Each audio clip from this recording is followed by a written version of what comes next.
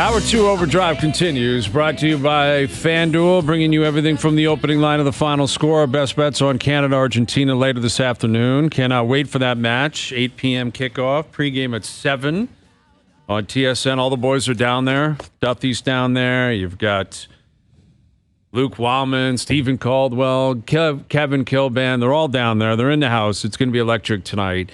And it looks like the weather's beautiful, and we just had Spain officially punch their tickets to the final of the Euros. They beat France 2-1 in the semi.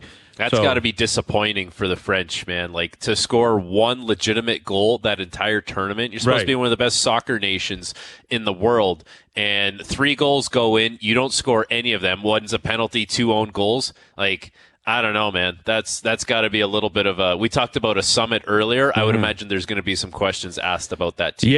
Yeah. I mean, and you look, the World Cup final, like, it was electric between Mbappe and Messi, and that's the thing about these powerhouse teams. I mean, they lost to Spain. Like, Spain is right there with them in terms of expectation. And you look at a Final Four over there, you can't really beat France, Spain, England, the Netherlands. You know, maybe the host side, maybe Germany's in. But you look at Spain, like, they had that golden era where they won, back-to-back Euros, and they mixed a World Cup in there, and, like, Xavi was there and Iniesta, and they were obviously loaded. They were such a good team. It wasn't like one guy was driving the bus, though. They were such loaded. A good team. They were loaded, and yet, that was a decade ago, and it's not as if they were, not in the mix, but it's like now they filtered through, and they've got this next wave of talent, and they had a 16-year-old scored for them today. So, Spain's obviously going to be tough to beat, whoever gets through tomorrow. But, yeah, Canada, Argentina tonight. And Jake DeBrusk will join us later in the hour. He's signed with the Vancouver Canucks, and a former Canuck, Chris Tanev, will join us here in a moment. And Chris finally got a taste of playing in the States, right? He got traded to Dallas. Part of that, all he had known is Calgary, Vancouver, and he's coming home. Yeah. Toronto guy, and now he's signed a 6-year deal up here in Toronto. Yeah, and you know what? He'll be very familiar with what it's like playing in a Canadian market, and a Canadian market that expects to win. Because when he started in Vancouver, he would have made his debut back in 2011 when that team was, 1 win away from a Stanley Cup, and he played in that playoff run. And, he was in the minors a little bit that year. There was injuries. There was the Aaron Rome suspension, and he was thrust in there, and he played really well. And he's become such a solid shutdown guy. And it's exactly what the Leafs need. Like, you talk about checking off a box as far as what Toronto needs. That's as perfect as you can get as far as addressing a need on the back end. Yeah, and he had to be aware, I'm sure he is, that the Leafs wanted him at the trade deadline. Maybe they wanted to acquire him last summer. I'm sure they would have been on him in the past. And, his former GM, the guy responsible for getting him to Calgary, is now the GM here in Toronto. Brad Treliving can't speak highly enough about him. Like, he's wanted this guy in Toronto since the second he arrived. Everyone who's played with him will say the same thing. Like, I played with Chris in Vancouver. He was just such a professional, nicest guy, calmest guy. Like, his persona off the ice is very, like, he's subdued, he's calm, he never overreacts, he's not overly jumpy. And then when he gets on the ice, it's like this guy's in McDavid's grill and doesn't give him a second to breathe. It's almost like it's like a performer self that he kind of, I don't know, it's like something changes when he gets on the ice. But he is an awesome guy. I can understand why no one has a bad thing to say about him. Yeah, and a skill set like that needs to be appreciated in a hockey market. Right, where he's not going to score 20, and he's not going to be on the power play. But I think this city and this fan base, they've been craving this for so long. And this conversation we've had that's revolved around Morgan Rielly and his partner forever. When he came into the league, who's he going to play with? And it was Ron Hainsey for a while, and it was TJ Brody, and it was Luke Shen, and it was all these different guys that have filtered in and out. And Morgan plays a specific style. He can be on the edge. I think he's at his best when he's skating and he's up in the play and he's either driving play or facilitating play and augmenting offense. And I think we all know that when you have a guy that plays that style, you need someone else on the other side that's very, very reliable. And the fans know it. The team knows it. The coaches know it. And I'm sure Morgan Rielly knows it. And I'm sure he's ecstatic by the idea of getting a shot to play with Tanev, and I'm sure he will, like we've all discussed, and among other guys on the team. And it's a big signing. It's a long-term deal, but he's a local guy. Those are always really, really cool stories when Toronto guys, end up coming home, and that's exactly what happened on July 1st, and it feels like his name has been, tagged to the Leafs for a long time. Got to get Tanev. Got to get Chris Tanev. Got to get Chris Tanev. Well, they finally landed him on July 1st, and he joins us now on the Maple Toyota Hotline. Here's one of the newest Maple Leafs. Good Toronto boy. Here's Chris Tanev. How you doing, Chris? Good. How you guys doing? We're doing well, man. It's been a couple weeks now. What's it like? What's the experience been like? I'm sure you're back home. You're probably in the Toronto area. Being a Leaf, has it really dawned on you what this experience is about to be like? Yeah, I don't think it's fully set in yet, but it's definitely, honestly, less hectic than I thought it would be. I thought, other than the first day or two doing a bunch of interviews, it's been pretty normal, which has been awesome. Chris, we follow this team in Toronto so closely, and we all have our opinions on how this team has played in the past and what they're all about. Like, I'm curious, from your point of view, you're getting ready to play Toronto. You're either playing for Vancouver or you're playing for Calgary. Like, what's the chatter in the dressing room before a game against the Leafs? Like, what are you expecting in a game against Toronto? That we would need to shut down their top guys. That's coming playing for Darryl in Calgary and playing in Van prior to that. I think trying to neutralize the other team's top players is always a priority. And obviously in Toronto we have some extremely high-end talent here that can change the game extremely quickly. So that would be a lot of the messaging when I was playing against them. With Chris Tanev, one of the newest Maple Leafs, and I mentioned your style of play. As you know, it's not overly flashy, but it's incredibly effective, and it's mandatory to be able to shut down the best players. And you've played in Canadian markets basically exclusively throughout your career. You played 19 regular season games in Dallas, 19 in the playoffs. But in Vancouver, they'd appreciate that. In Calgary, they'd appreciate it. Certainly in Toronto, they're craving it, and they'll definitely appreciate it. Do you appreciate that, playing in front of Canadian fans that understand how integral your role is and kind of find the light in terms of the way you play, blocking shots, aggressive, but you're not necessarily leading the rush, and you're not going to be on PP1 come opening night? Yeah. Listen, I've like you said, I've played in Canada for basically years now, and I enjoy it a lot. My family enjoys it. It's definitely proud to be Canadian, and it's going to be awesome to play for Toronto. It comes with high expectations. I think the market here is a lot bigger than Calgary, and definitely Vancouver is probably in the middle between the two. But I think it's the expectations you want. You do the win, and that's the ultimate goal. That comes with completing a lot of goals on the way. You can't just say, "Oh, we're going to win." There's so many little steps that you need to achieve as a team to be able to get to close to where you want to be at the end of the year. Chris, when you were in Vancouver, you played with Quinn Hughes, and you guys were such a good D pair. And Quinn Hughes was so much better off for having spent some time playing with you. Do you kind of look at Toronto's roster and see Morgan Rielly there? And we've talked a lot about the D partners that Morgan Rielly has had to play with. It's been a little bit of a revolving door. You think you and Morgan Rielly, if paired together, could have the same success that you had with Quinn Hughes in Vancouver? Yeah, at the end of the day, that's going to be the coach's decision on who I play with and who Morgan plays with. But I played with Morgan at the Worlds a couple of years ago, and I think we both enjoyed it quite well. We had some success, and the team did well. So, I definitely think we complement each other on and off the ice for sure. With Chris Tanev, Brad Treliving called you a warrior. Everyone knows about your ability to block shots, how the physical nature of your game.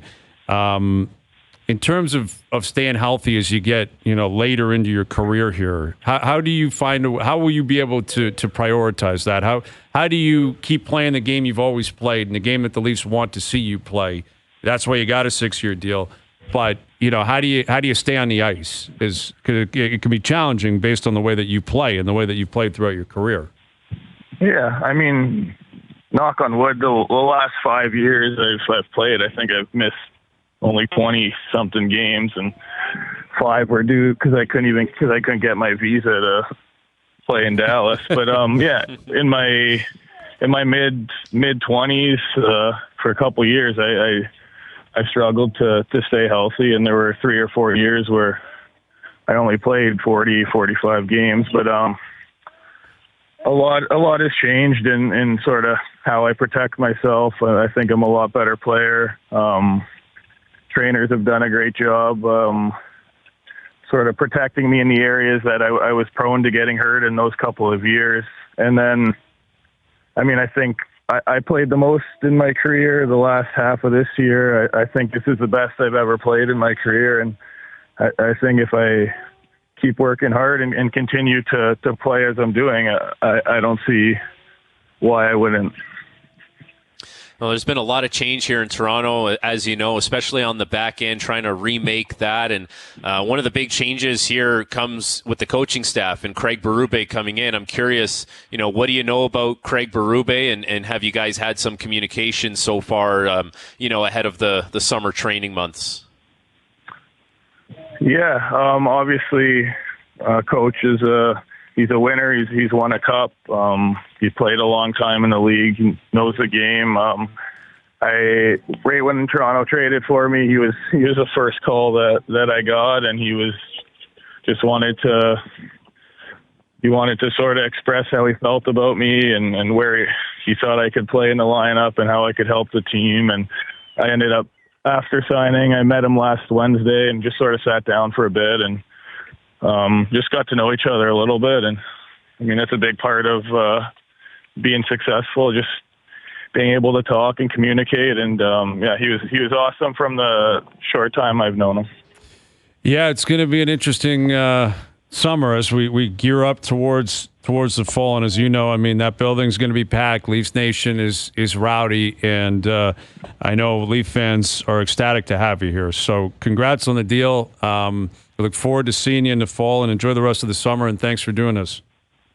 Anytime, guys. Have a great day. Have a good summer. You got it. There's Chris Tanev of the Toronto Maple Leafs. And, yeah, he's all business, man. He's going to be a guy that, again, I think people up here are really looking forward to seeing, what he brings. They know he's going to fit, and as he said, it's up to Berube to see who he's going to play with. But he's not going to get overwhelmed by anything. Been in the league a long time. Yes, he's playing at home, but he seems like a guy that's very comfortable in his own skin. He's not going to be overly rowdy or overly excited or try to do something that he's not capable of doing. He's just going to play the same game he's played for a decade. I think, when you come home and play in Toronto, there's obviously people that come out of the woodwork, and there's a whole package, basically playing for the Leafs as a local guy. I have a feeling he's going to be very good at kind of shutting that down and just, flush you. No, it's okay. I'm not answering you. He's very matter of fact and very about his business, and I think that's going to bode well for his success here. Yep, absolutely. All right, Jake DeBrusk later in the hour. We'll come back and we'll get to some confirm or deny into Jake. We've got Brendan Dunlop coming up later this afternoon as well as we prepare for the semis tonight. Canada, Argentina, Copa America. Spain is through to the final. They beat France 2-1 earlier today, and the Jays are in action as well tonight. And also some golf news with Keegan Bradley being announced as the Ryder Cup captain for the Americans next year. And Scotty Vail is caddy, big Leaf fan, probably loves the Tanev signing. Scotty will join us in just over an hour to chat about that and the uniqueness of the whole story. So we'll get to that and more as we move forward here. Frankie Corrado in here on Bryan Hayes. OverDrive continues. TSN 1050 and on the TSN app. I can neither confirm or deny that this is in fact a segment. Austin trades Andrew Raycroft to Toronto in exchange for the rights to Tuukka Rask. It's been my honor and a privilege to serve as the general manager of the Toronto Maple Leafs Hockey Club. It's time for confirm or deny. Do you regret giving all those gentlemen the no trades or no movement clauses? Oh, I can neither confirm or deny that. I can't confirm or deny. All right, confirm or deny, brought to you by Summit Ford and South Lake Ford Lincoln, where there's no such thing as a no-trade clause, any make, any model, any time. Visit summitford.com or southlakeford.com. All right, we'll mix in some confirm or denies and Jake DeBrusk coming up here in about 10 minutes. George Springer back atop the leadoff role, right? And Schneider said, yep, he's going to stick through this, and he's been great recently. Last few weeks, the guy's been on fire. He's hitting for power. He's getting on base. Everything's coming together for George. So confirm or deny, George Springer will stay in the leadoff spot the rest of the season, who will not be removed again. I will confirm that. Listen, if you go back to it as quickly as you did, as soon as he started to heat up, there's probably no thinking that it's going to go the other way. And he probably played, he played some of the worst baseball of his career early on in the season. You have to think that just the law of averages is going to even out, and he'll be around what he has been as a career player. So really bad at the start. He's heating up now. Even if it's, just okay the rest of the way, I think he probably just remains as the leadoff hitter. Yeah, I think that's reasonable. I also don't see who the other options are. Horowitz has been good. Maybe he gets a shot if David Schneider gets hot again, although I don't think they love the idea of Schneider hitting leadoff. Bichette got a taste coming off the IL. It was a mess. That's the issue. It's like, who is going to be around to hit the leadoff? So he's going to be leadoff by default unless it completely craters. And I don't want to envision that. I don't want to bring that into existence. So I'm a bit surprised he got back here because it was so bad. Like, it was so ugly for George Springer there for a while. He's probably never experienced that. Like, think about this guy. This guy went through years in Houston where he was an absolute rock star. World and even Series when he MVP. Right. And even coming to Toronto, he was very good. And I can't imagine the last time he would have struggled to that degree playing in the majors. No, to the point where they had him hitting 6th, 7th in the lineup. Like, he was not an everyday ball player. Like, legitimately, statistically, it was below a replacement player. And he's completely redeemed himself the last couple of weeks. That will come back to earth. We talked about yesterday. He's got like a 1,400 OPS in the last, 8 to 10 days or whatever it is. That's clearly not going to continue. But will it crater off to the point where it gets so ugly where they deviate from it completely? I don't think so. I think he'll just balance out. He'll just be okay. But it's so ugly anyway. He's your leader. You're paying him so much money. You're just hoping you can get something out of it the final couple of years of the deal. So now that they've reverted, unless it completely craters, I will confirm that he'll stay there.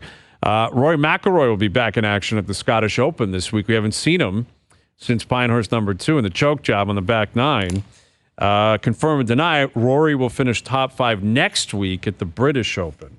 I will deny that. I am going to deny that. I think Rory is in his head quite a bit, and I understand he takes the time off, and that's all fine. Like, you need to do that, but top 5, you got to be having a very good week to be top 5. You also have to be in contention to win, and I don't think that's beneath Rory, but it might take him a few tournaments to get back into that top 5 category. Yeah, I don't think top 5 is an issue for him. It's number 1. It's top 1 that's the issue for McIlroy, right? I could see him kind of out of it, make the cut, and shooting 64 on Sunday, and all of a sudden, hey, Rory finished T3, what a run. That's where I think he's at right now. So top 5, he's back home. It's a Royal Troon. I'm going to confirm that he will be in the hunt, but I do not believe he's going to win, because I think everything you said about the scar tissue and him getting away and him trying to figure everything out, I don't see how he figures it out to a point where he closes. And the last time we saw him was so depressing. It was horrible to watch. I mean, just watching him miss those putts and throw away the U.S. Open, I just can't imagine he's in the right mindset.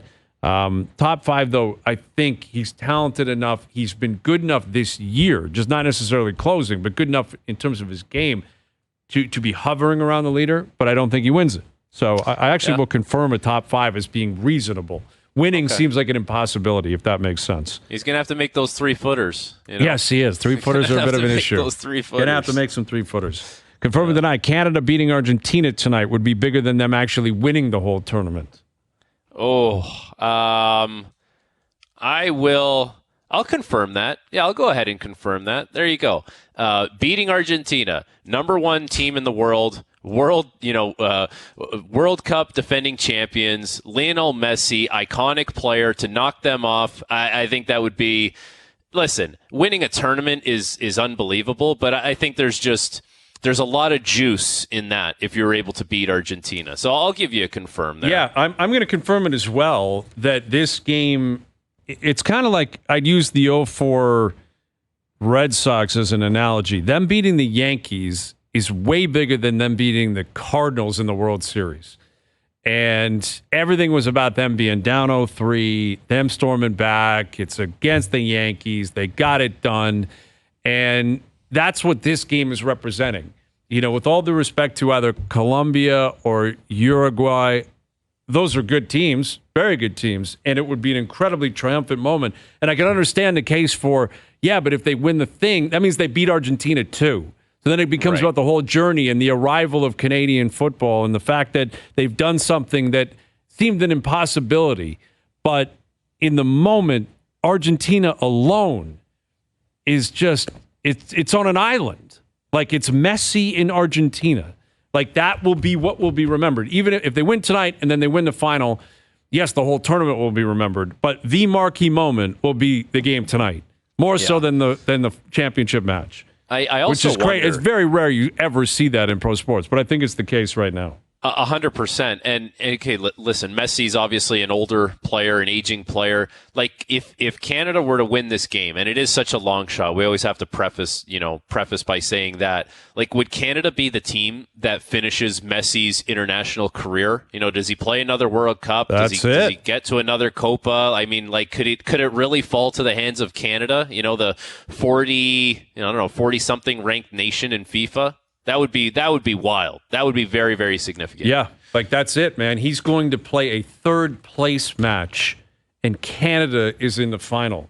Like, that's like Messi. It's a send off. You know, I feel like I believe he said the last World Cup was his final one. I don't know. I'll believe that when I see it in 26 that he doesn't play in that. You know, no one's going to hold him to that in Argentina. If he come off the bench, Hayes. Exactly. Like, he could be a bench player. He could just who knows where it's going in 2 years. I mean, 2 years is an eternity in pro sports. He's not a young man. I don't know what's going to happen there, but we do know he's playing tonight and he's playing in this tournament, and it very well could be the swan song. Like, this is it. This is the finality of the great Lionel Messi, and if it's maybe the most, it wouldn't be the worst loss of his career. They've had crushing losses on a club level, on a national level, but probably the most difficult one to explain in his career would be losing to Canada in the semifinals of a Copa America, where it's wide open for them to take it. Would be a pretty remarkable footnote in a career like that. Yeah. You know, like what a trivia question 25 years from now. What team knocked out Messi in his last big tournament? Canada, Jesse Marsh and the Canadians it would are be the ones that did unexpected. that. That would be the best way to put it. Like, it would just be the most unexpected thing that you think could happen in this tournament. And honestly, like, in the grand scheme of sports, like, this is truly as a David versus Goliath. And, like, we throw that term around a lot when it comes to maybe 8 seeds playing 1 seeds in the playoffs. And you think, you know, they have no chance. And I think oftentimes that comes into play when it comes to the NBA. You know, some of these play-in teams, like, they're just going to get wiped, you know, when they get out of the play-in. But this one feels like it does have a chance. So we'll be watching. We're rooting for him. Maybe Jake DeBrusk will be watching as well. Maybe he's a big soccer guy. He might. Confirm or deny, brought to you by Summit Ford and South Lake Ford Lincoln, where there's no such thing as a no-trade clause. Any make, any model, any time. Visit summitford.com or southlakeford.com. Here he is, one of the newest members of the Vancouver Canucks. Good Canadian boy back in Canada. Here's Jake DeBrusk. What's happening, Jake? How's it going, boys? How are you? We're doing well, man. Are you a soccer guy getting on the bandwagon Canada-Argentina tonight or what? Honestly, I have not been following it. I've been pretty busy over here moving into a place, but I'll always cheer for Canada. Is Messi playing? Oh, yeah. Messi's going tonight, man. That would be substantial if they could knock him out. The semis down in Jersey. That'd be an absolute Cinderella. You know what? That'll get me to watch for sure. I didn't know they're playing tonight. All right. Well, there you go. Jump on board. Get my shell, I guess. Yes. Make sure you get you got to get cable going or whatever you got to figure out there. So are you moving in? You're in Vancouver, I'm assuming, and you're there for 7 years. You locked in a new deal. You're going across the country, Boston to Vancouver. We know the history between these two teams. What was it about Vancouver's pitch that was so enticing that made you sign on the dotted line and lock yourself in with the Canucks? Yeah, no, there's lots of things. I think that I was looking for, obviously, first and foremost, somewhere close by, somewhere term, a good team, and obviously good players go hand in hand with that. And I think they just checked all my boxes. They were very aggressive on me, and there's some other offers, some other things that were kind of coming around the same time, but Vancouver's offer was just the best one for multiple reasons. And obviously, like you said, it's across the world, and it's going to be different playing in the West. But I'm really excited to join that group. Obviously, they made a big step last year, and I just want to add to that. So, Jake, you've been a Boston Bruin your whole career, and we kind of watch from afar, but it feels like there's just a certain attitude that comes with being a Boston Bruin, and it's just sometimes it's hard to explain.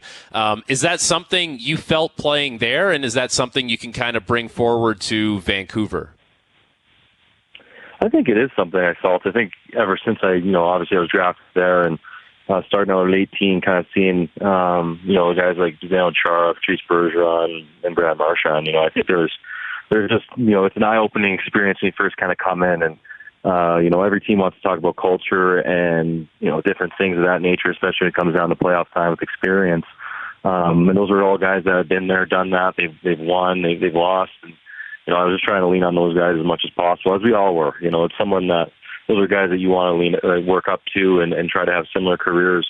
Obviously, probably all three of them are Hall of Famers. So it's one of those things where, it's a really good situation to start with. And I think that they started that culture when Z first came, and they kept it, ever since. And I think it's one that it's just everyone's on board. You come in with your working hat on and just try to get better each day. And, the expectations are expectations, but inside the room, we understand what kind of team we were, and it's one of those things where coming to Vancouver, I think that being in that type of system, that type of way for 8 years, it's something that grows on you. It's something that becomes part of you. So, it's one of those things that I'm looking forward to getting started in Van and just bringing my experience and anything I can do to help, honestly. With Jake DeBrusk, how contagious was the Boston sports scene in general? Because you arrived when Brady was still cooking, Pats were winning Super Bowls. Obviously, we know the Celtics just won. The Red Sox would have won a World Series while you were a Boston Bruin. Like that is the city of champions. With all due respect, I know you're born in Edmonton and that's their moniker, but the Bruins and Boston in general, all they do is win. All they do is have parades. Is that contagious at all? Is it something that motivates? Is it something you can feel, like the understanding of the history of the city and how much greatness is played out in that market?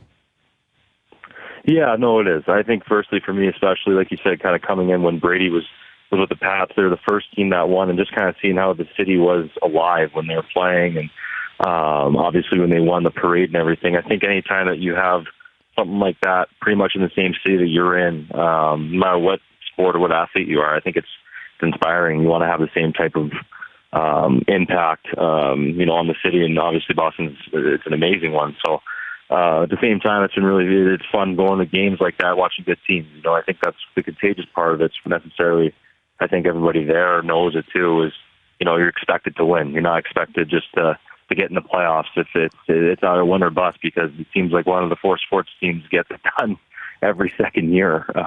So the expectations are always high, which pushes you as a player. And when you see other teams have success, it's cool to try to jump in and see some games. And I think it's one thing that's probably the biggest pull with Boston, and something that I really enjoyed the last couple of years is trying to see as many games of different respective teams as possible.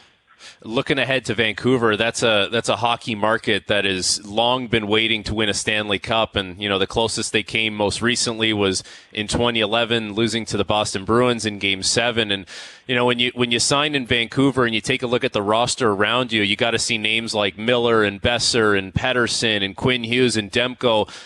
It's hard not to think that there's a chance to win there. How much did that factor into your decision to sign there, and how excited would you be about the potential of winning the first Stanley Cup in Vancouver history? Yeah, no, for sure. That's definitely it's a great opportunity. That's how I looked at it. And that's especially was one of the biggest draws that I had when talking with Vancouver. Like you said, those players you named, to be able to play with guys like that in a city like Vancouver, I think that it's something that's my goal. That's, I think, all our goals collectively is obviously to win, but to be the first team to do it is something that's special. So, I'm not getting too far ahead here, but it's one of those things where that's why I came. I came to try to help to get to that goal. And I like you said, I really thought that they had a really good chance to win. After last year, obviously being in the playoffs every year with Boston, they obviously have a chance to win every year as well. I just want a different look, and I think that this look was something that was really enticing to me, especially down the middle. And I'm excited to get started. I know that playoffs are pretty crazy in Boston. I'm excited to see what they're like in Canada. Yeah, they're wild up here, as you know. We're chatting with Jake DeBrusk, and I remember talking about this, a month or two ago when Craig Berube got hired here, and uncertain would Max Domi return, and Max ended up signing. So I thought, okay, maybe Max is the only player in NHL history where his dad has fought his coach. But now that would apply to you as well, because Louie's fought Rick. I think he fought him a couple of times. What do you make of that? I mean, your dad obviously was a player for a long time, tough character. Obviously, Rick Tocchet, tough as nails. Has your dad told you anything about fighting Rick, playing against Rick? What it's going to be like playing for Rick Tocchet? Honestly, not really. I don't think he wants to kind of step into that range of familiarity. But in saying that, I didn't even know they fought. Someone sent me a video yesterday, actually, of the first fight that they had, or second fight. I'm not sure exactly how many times they have. But it was when my dad was on Edmonton, Talk was on Pittsburgh, and it was actually a good fight. Yeah, you're right. Talk was pretty nailed. So I think it's honestly hilarious. Like, I look at it and I'm like, oh my God, it's so funny to me seeing my dad with the long hair just in general and fighting my coach. And like, I don't think I would have scripted that one, kind of growing up. So it's obviously nice to have some sort of familiarity there, but my dad actually hasn't told me much about Talk in general. He kind of lets me go in my own way, and I just don't think he wants to intervene in that kind of sense. But in saying that, I think it's always nice to kind of have jokes about that. But he hung in there. Talk actually, the one I saw Talk was actually winning it at the start, and then the big man got a little loose. So I'll give it a draw. Absolutely. I guess you're going to see your dad a little more this year. Like in Boston, you would play Edmonton, twice a year. Now you're in the same division. So are you looking forward to maybe seeing him between the benches a little more now in the Pacific?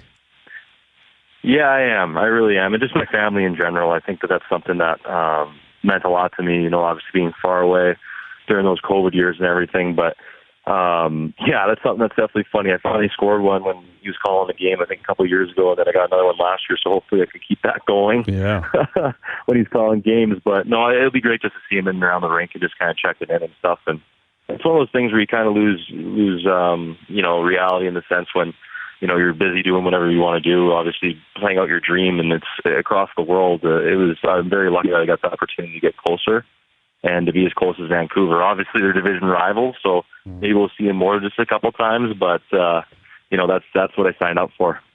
Well, exactly. With Jake DeBrusk, and being in the West, travel comes up a lot. People talk about it all the time. You would know it played in the WHL. We're Ontario guys, me and Frankie. We hear it all the time from the Western boys. How long the bus trips were. So tough. It never stops. Oh, it never stops. But it's a reality in the NHL too, right? Like there's more when you're in Boston, you can play the New York area, Philly, Pitt. You can fly up to Toronto an hour and a half. It's an hour or less to Montreal. How do you prepare for that? Like in terms of keeping your body ready, in terms of getting rest, preparation, all that kind of stuff. Do you feel like you might have to take on a bit of a different routine because you're going to be running more mileage now that you're in the West and specifically in a place like Vancouver? Yeah, it's definitely something that's going to be new. It's something that you don't really think about until, logistics kind of come out and all that good stuff. But at the same time, I think that, like you said, the Dub guys always give the old guys a hard time. It's true. We've been on those buses for a long time, man. I'm used to travel. Yeah. That's why I ski with a hunchback, I think, is because I was doubled up in that bus for a couple of years when I did there. No, you're right. It's one of those things where that's something I definitely might have to, change up or see how it kind of goes. I guess at the beginning, I think it's something that you want to get ahead of. But we're flying, and it's one of those things where I think our schedule is actually pretty decent in terms of when we travel far. So I was kind of looking at it, and it's one of those things I'll play by ear. I know that there's probably a lot more card games going on though, so I'll be excited for that. That's dangerous. Sure. That's dangerous. I've seen guys lose their rent money playing in Vancouver just with those long. And you know what you do in Vancouver, and you'll realize this: you'll do these 2-week swings where you'll do 14 days, and you'll have to play like 6 or 7 games. So it's quite a grind, and the card games definitely get a little more intense in that situation. That's a good thing. You can live with that, Jake. Yeah, You'll be fine. A good point. That's a good point, actually. That's something I'll have to keep an eye on, see if they take advantage of me. They're definitely going to let me in that card table because lots of guys in Boston got a lot from me as well. Yeah, that your reputation will be tracking with you all the way to Van. The boys will be waiting for you. Is that what you're saying? Yeah, very eager. Yeah, I don't know if they know yet, so maybe this might be the first time they're hearing about it. Okay. Well, congrats on the new gig, I guess, out in Vancouver. It's they were a great team this year, really exciting, and I know you're planning on just helping them grow and grow and grow, and I know everyone in Vancouver is really jacked to have you. So congrats on the deal. Enjoy the rest of the summer, and I'm sure we'll do it again into the fall. So thank you for joining us today. We appreciate it. Yeah, thanks for having me, boys. I appreciate it. You got it. There's Jake DeBrusk. Awesome guy, man. And he's got a lot on his plate, but I think we sold him. He's on board. Canada, Argentina tonight.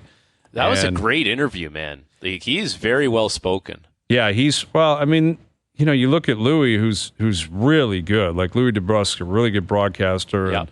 And, Jake, I wouldn't be shocked if he had visions of doing that at some point in his future. And kind of reminds me of interviewing Landon Ferraro. Like we obviously have Ray on all the time, and I remember we had Landon on, and he sounds like Ray, and he's got the same energy, and he's. It's just, the apple doesn't fall far from the tree. And he's got a long career out there in Vancouver. I mean, he signed a 7-year deal, and he's a really good player. He's a great playoff performer. And he's a Leaf killer. That's dude. what I was going to say. Leaf fans are pretty happy to get him out.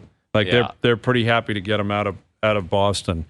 And Boston went their way. They signed Elias Lindholm, good player. They bring in Nikita Zadorov, good player. They move off Ullmark, which is significant. I mean, Swayman now he's got to transition into one of those studs that plays 55 games. That's going to be different for him. And you know what's going to drive people crazy is that Boston probably has the next goalie just waiting somewhere, or they're going to find it. And or Korpisalo will turn into it again. Korpisalo will get there and be a stud.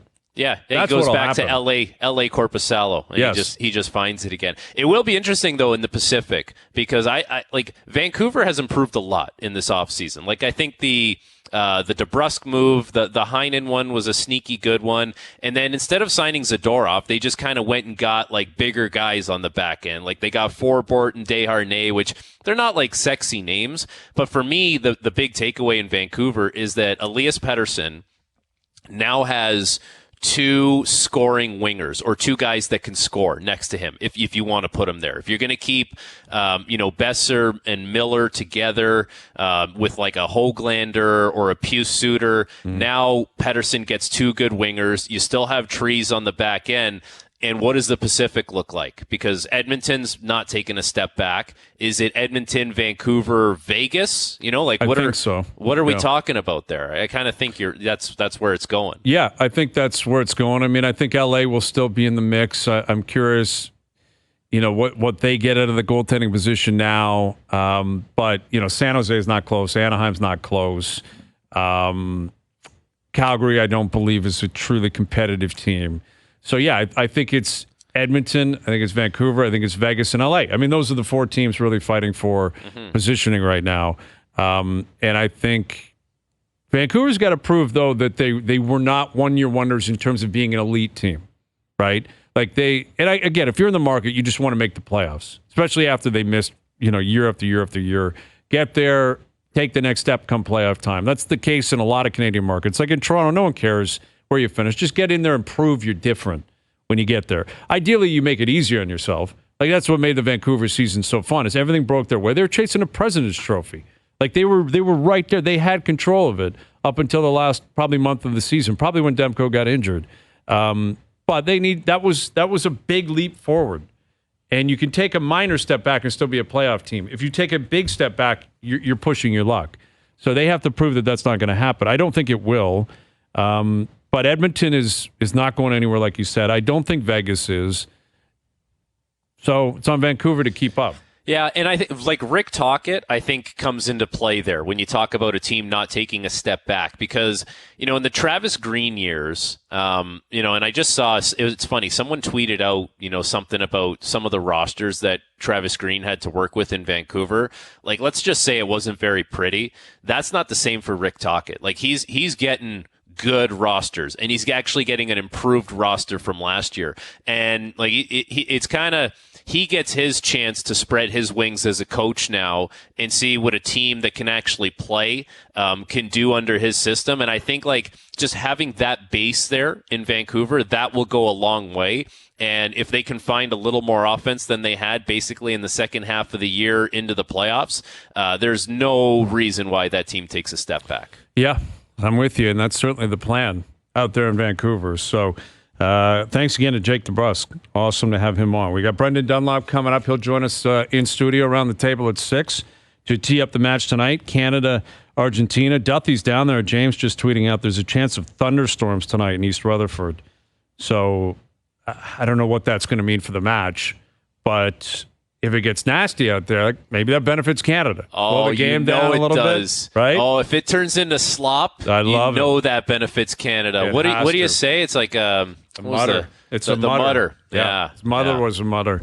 Yeah, you got to have it, man. Just slow everything down, make it a grind, make it aggressive. In the muck. It's muck per 60. Yeah. I think Canada does well. Oh, they're expected through everything. Expected goals, wins, everything escalates rapidly in those situations.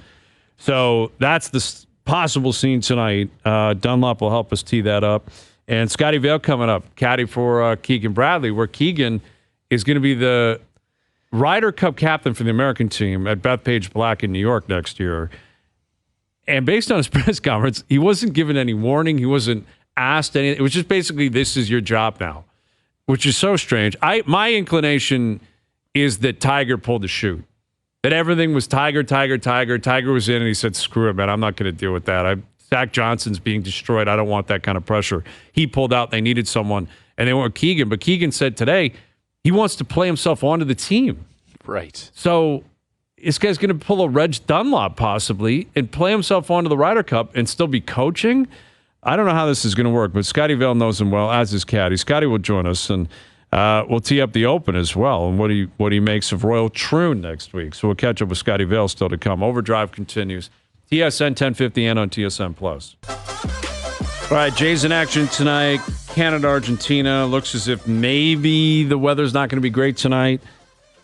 Saw that Djokovic, I guess, was doing a sit-down interview. We talked about him last night where he was all bent out of shape, that the crowd wasn't 100% supportive of him, and he was going off on how they were sneaking in booze. Meanwhile, they were actually just rooting on his competitor. I guess he did an interview with the BBC today, and they asked him like 3 questions about the crowd last night, and he stormed out. What was he expecting? He's handling it very well. Djokovic has had enough. Guys into the semis, come on. Dude, but you do a sit-down interview. Like, what'd you think was coming your way? You just had like a very quotable thing happen to you. I know. I don't know. What do you expect? It really is a complete lack of self-awareness. I always love that when there's like crazy controversy hanging around someone. They're like, do you have a question about the game? No, we don't at all. We have a question about you and your antics and the controversy that's surrounding you. That's what we have questions about. Well, if it's not about the game, I'm out of here. Okay, see you later. Thanks for coming out.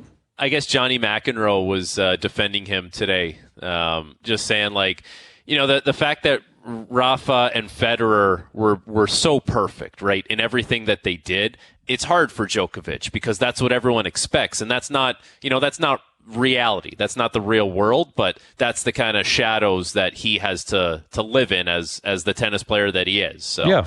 I get that. But he doesn't have to, like, I don't know. No one told him to say what he said. Like, no one tells him to do the goofy stuff. That's the whole thing. Exactly. Like I get it that the other guys, are perfect, but when you act up and you get all, like, it'd be one thing if he lost last night. I'd understand that. Like, if I didn't see the match and I watched what he had to say after, I'd say that guy lost. He's all pissed off. And he also thinks, hey, I'm a champion here, and why are you rooting for some kid that you haven't heard of? And here I am, and I'm getting no love. Okay, I could reason with that. Guy won in straight sets last night. Like, he mopped the floor with this competition, and he's so mad that the fans weren't 100% in favor of him. So Djokovic will be Djokovic, and we'll see what he ends up doing the rest of the way. All right, final hour coming up. Canada, Argentina. We'll tee that up. Spain getting past France earlier today. We'll look back on that and ahead to England and the Netherlands tomorrow in the other semi at the Euros. And Scotty Vail coming up, who is a caddy for Keegan Bradley. Maybe he'll be, I don't know, like a co-captain or something, even though he's Canadian. Can he factor into the Ryder Cup? We'll see what Scotty says about that. OverDrive continues. TSN 1050 and on the TSN app.